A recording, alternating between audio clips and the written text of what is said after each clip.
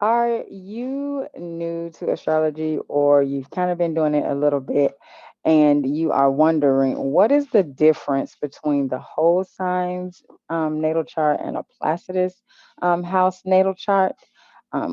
If that's you, then in this video I'm going to break down the difference between the two, and why I recommend one over the other. Okay. And so, if you are new to me, to my page, to the channel, or any of my content on social media land, my name is Kay Catrice. I am the Natal Chart Navigator, and I help open minded, ambitious women to understand who they are energetically. And then I give practical tips and tricks on how to best utilize those energies so that you can live your best life in every area of your life. Okay. And so, um, Placidus whole signs, okay, those are two different house systems when you go to pull your natal chart, okay.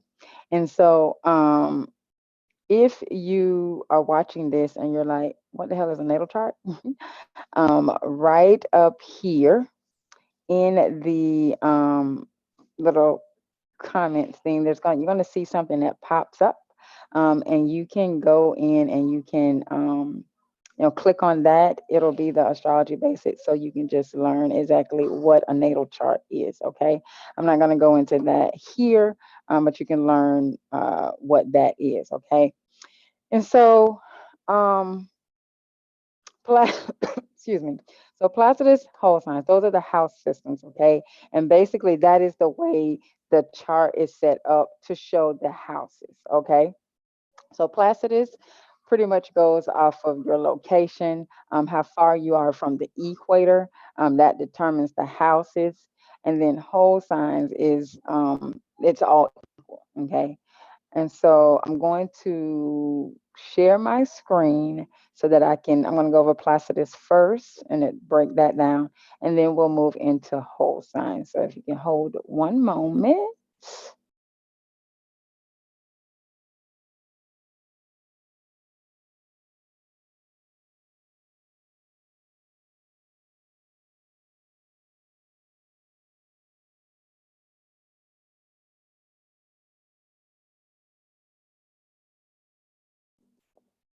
Okay.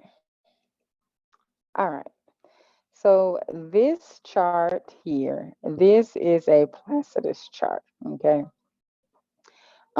As you can see, when you're looking in a Placidus chart, you see these lines here. Okay.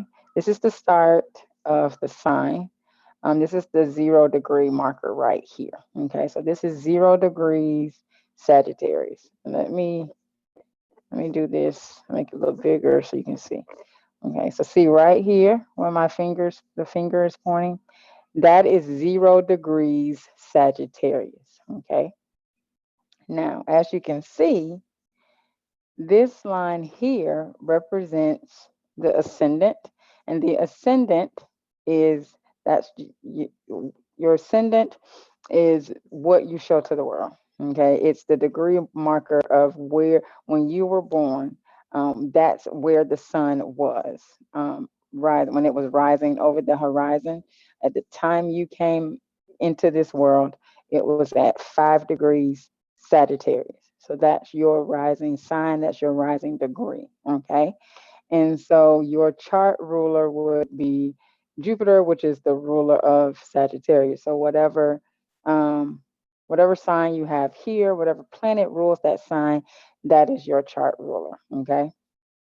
Um, and I think I have a video in the astrology basics that talks about chart rulership. Just a quick brief overview, and I will put that I'll link it here so you can check that out. Okay.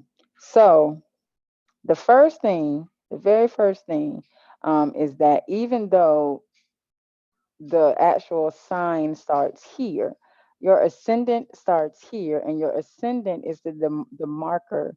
This is what's in a Placidus chart. This is what starts your houses. Okay, wherever your ascendant is, whatever degree it is, that is where your house starts. So this person's first house starts at 5 degrees Sagittarius, and it goes all the way until what's it, 0, 1, 2, 3, 4, until 5 degrees um, in the sign of Taurus. So their house spans from 5 degrees Sagittarius to 5 degrees Taurus. Okay. So they have their Mercury here in the first house in the sign of Sagittarius. And this is Capricorn, not Taurus. Sorry, guys. Okay. So had this placement been here at 1 degree Capricorn, they would, based on the Placidus chart, their Mercury would be in the sign of Capricorn, but it would be in the first house. Okay. Now that can be confusing if you are like, if you're looking like, huh? What? It's in the first house. So you would think that the first house, because it's in the first house here, you would think that it would be a Sagittarius Mercury. But this is where the degrees come is important. And when you are looking at a Placidus chart, the degrees are very, very important because the degrees will tell you, excuse me, the degrees will tell you what sign the placement is in. Okay. And so even though it will still be in the first house, it wouldn't be in the sign Sagittarius, it would be in the sign of Capricorn. Okay. And so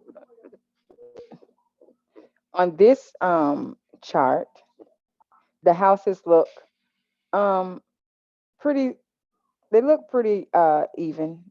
They don't look, bigger than the other. Now, depending upon where you live, I've looked at some charts, and I've read charts to where some of the houses are like really skinny, and then some of the houses are like kind of big. They also have what's called intercepted houses when you're looking at a Placidus chart. Um, Now, depending upon who is reading your chart, a lot of people feel like Placidus is the standard when it comes to chart reading. I personally like whole signs, but it's really just a matter of preference. There are also others. There's other house systems. There's quite a few house systems that you can look at. One is called like solar houses or something like that. One is called cock. Yeah, and I think it's cock or cox or something like Koch. There's equal signs houses. Is so there's quite a few. Okay, but the two that are most common that you will see a chart in is Placidus and whole signs. Okay, and so this is the basis of a Placidus chart. And so now I'm going to show you. Now I'm going to go into the whole signs chart.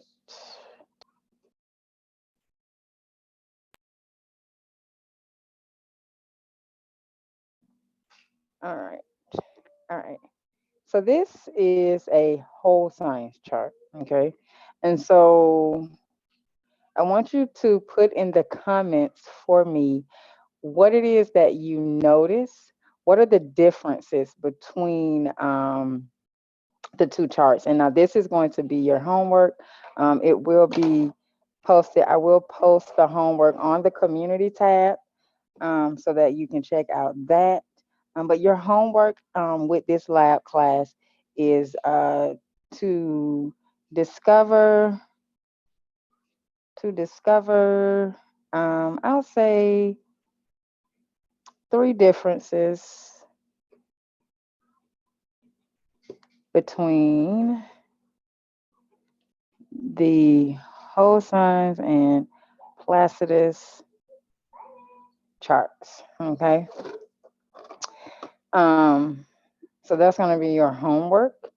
But just looking at the Placidus, at the whole signs chart. Okay, as you can see, one first house starts at 0 of the sign. Okay, which makes it a lot easier when interpreting the houses. As you can see, the houses are not, the lines are at zero, so there's, you don't have to like guess. Okay, so the ascendant is 5 degrees Sagittarius. Mercury is 27 degrees Sagittarius in the first house. Okay, and then you have the Sun and Mercury and Mars in the second house. Okay, so there is no let me try to figure out where it is. So that makes it easier in and of itself.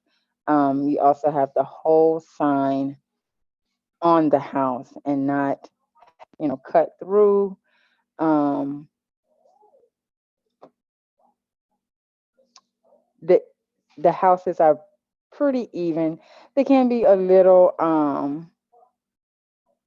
they can be a little look like they can be a little, it does, maybe it's not completely even, but it's close enough.